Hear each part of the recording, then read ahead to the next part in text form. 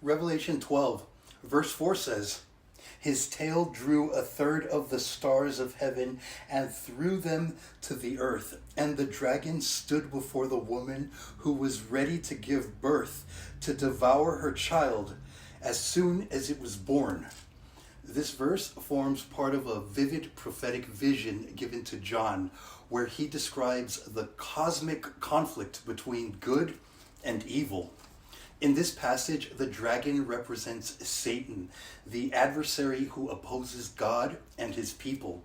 The third of the stars likely symbolizes fallen angels who joined Satan in his rebellion against God, showing the vast extension of his influence.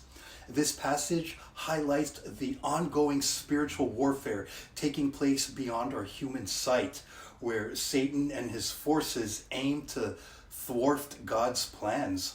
The woman in this vision represents Israel, or symbolically God's people as a whole. She is about to give birth, symbolizing the coming of Jesus Christ, the promised Messiah who would fulfill God's redemptive plan. The dragon's stance positioning itself to devour her child, this reveals Satan's intense desire to prevent God's plan of salvation. This points to the many attempts throughout history to prevent Christ's arrival and mission, from Herod's decree to kill the infants in Bethlehem to the continuous persecution of God's people.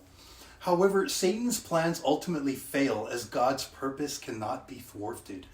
The birth of Christ, his life, death, and resurrection, they were accomplished, so they overcame Satan's grip on humanity. Through Christ, God's victory over evil was secured. This message brings encouragement to us, reminding us that although we live in a world where spiritual battles rage, God is in control. For us today, this verse is a call to remain steadfast in faith, understanding the spiritual battle around us, but also recognizing that God's ultimate victory is certain. We are invited to put on the full armor of God, walking in faith, hope, and love as we await Christ's return.